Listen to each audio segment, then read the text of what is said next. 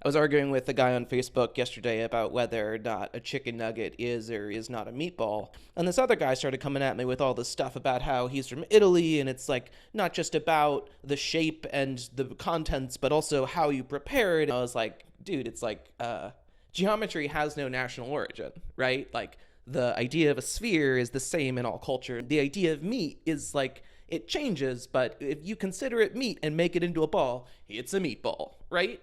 And this dude's like, well, when I bite into a meatball, it ceases to be a ball. Does it cease to be a meatball? And I said, fuck. And he got me. Okay, let's talk about books. Hello. Did you know that I love books almost as much as I love you? Today we're going to be talking about Alan Moore's Jerusalem. Whew. It's a big book right here. There's a lot to talk about. Let's bring your attention to the cover. And I just want to point out, it's pretty curious that Alan Moore has worked with all of the best comic book artists in the industry. And then the cover of his book is kind of crude, right? It doesn't really pop. It doesn't look super professional. It kind of looks like the cover of a book that someone would like hire out on Fiverr and then like self-publish on Amazon.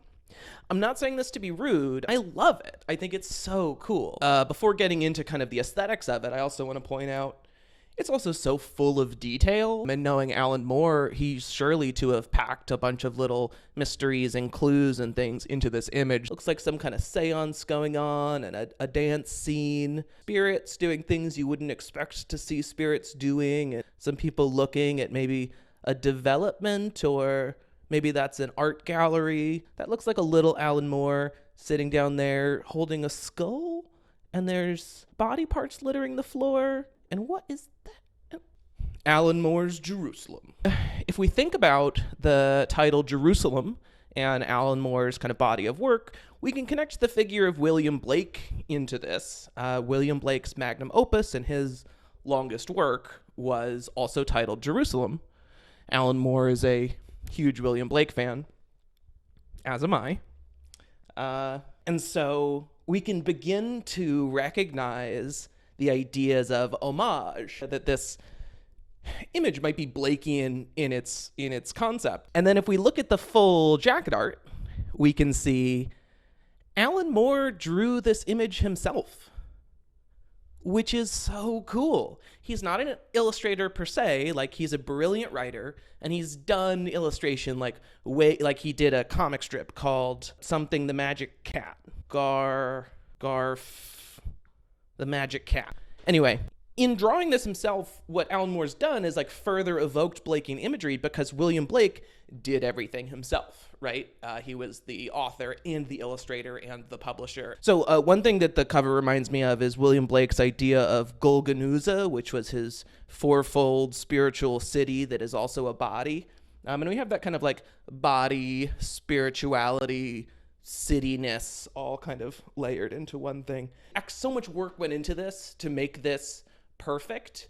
Alan nailed it. And just turning to the back cover, I want to bring a little bit of attention to the only bit of praise used for this book.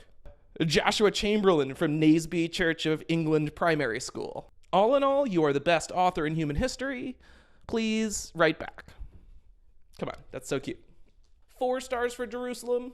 Pick it up. It's time for me to solicit clicks. Give me your clicks.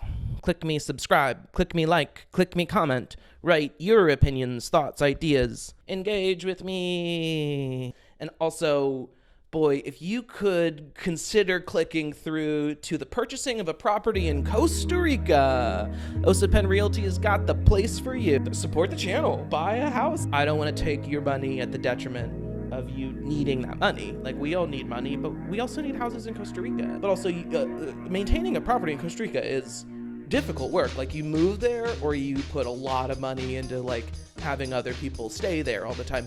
Or what you do is you turn it into an Airbnb, you hire somebody to kind of live on the property full time and take care of it, and then you subsidize with the Airbnb money, except the pandemic has killed that model. You could buy a cheap property now and prepare for that model to return. That's an investment. Let me tell you about that. I told you about that. consider it. And consider knowing that I love you very much. Thank you for watching. I appreciate you as a person, and the only part of you that I don't appreciate is the part of you inside yourself that says, I'm not good enough, because that part of you sucks, and it's wrong.